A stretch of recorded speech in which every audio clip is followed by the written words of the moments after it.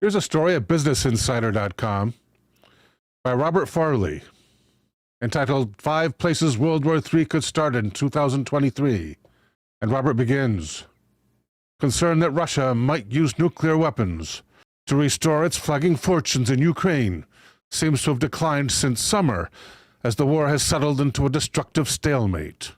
However, escalation remains a concern. Russia's inability to make progress may threaten the stability of Putin's government, inclining Moscow to contemplate dangerous escalation.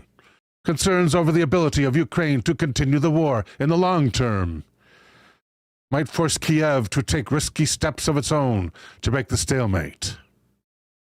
They say Kyiv. An expansion of the war to NATO remains unlikely but possible. The Russian use of nuclear weapons remains unthinkable, but not at all impossible.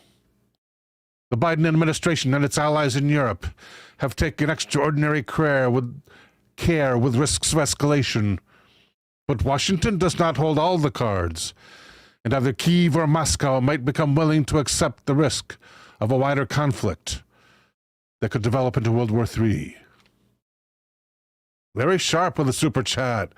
Wishing happy Saturday to you all. Thank you, Larry. Taiwan.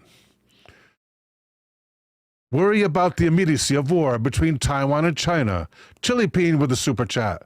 From Elizabeth, by way of her faithful son. Long, fun day. So happy to see you. So happy to see you too as well. Thank you, guys.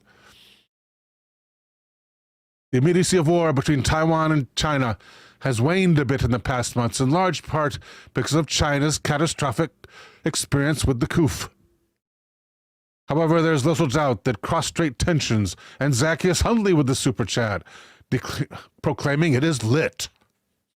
Thank you, Zach. There's little doubt that cross-strait tensions remain significant.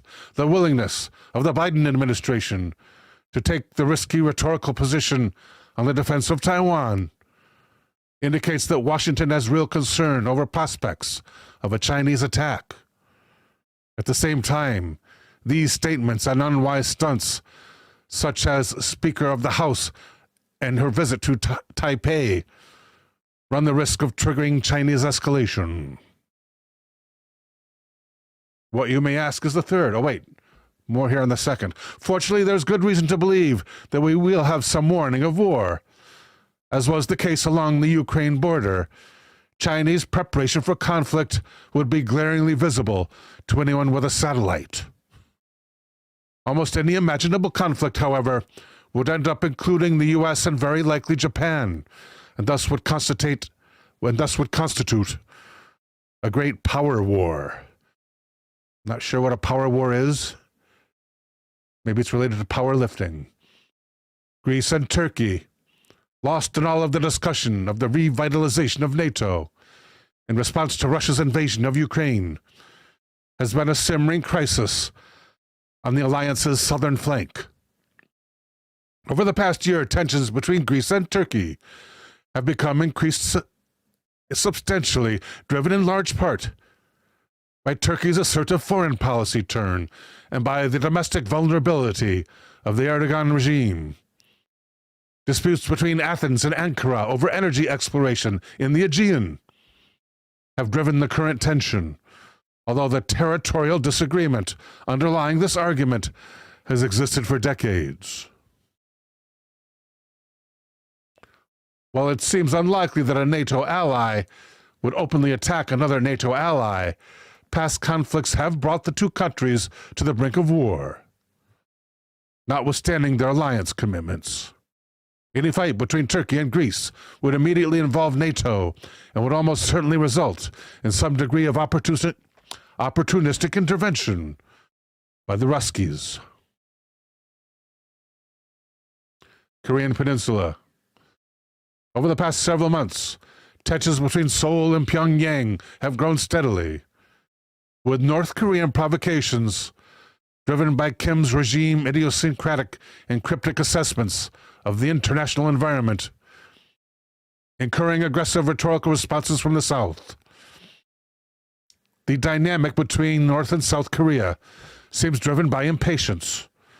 An impatience in the North that the world still refuses to take it seriously, despite its magnificent nuclear weapons. And an impatience in the South that a nation of great significance remains burdened by its inept and retrograde sibling. This rhetoric is not going to help matters any, I'll tell you that. These tensions are not new, but historically they have been constrained by the Cold War and by the post-Cold War liberal international order. The first is gone and the second is fraying, to the extent that Pyongyang may feel like it has a moment, and Seoul may struggle to find the patience to tolerate the antics of its neighbor. If war does break out, it could rapidly become more destructive than the Russia-Ukraine war, with conventional and nuclear weapons exacting a horrific toll on both sides. I think we're up to number 5. Pray war never happens. Yeah, no kidding. China-India. Sporadic fighting between China and India continues on the roof of the world. Although the real stakes of control over small slivers of territory in nearly uninhabitable mountain terrain remains elusive. Neither China nor India have backed away from the conflict. While fighting has thus far remained limited, the desire to defend national prestige can rapidly become poisonous, even for the wisest and most sensible leaders. Whether Modi and Xi fit such a description, I need corrective lenses, is a question for another day, but the governments that they lead have not managed to find a way to resolve this conflict. At some point, either the Indians or the Chinese might be tempted to solve the problem through escalation, a step that could work as intended or could open the door to a much larger and more destructive conflict.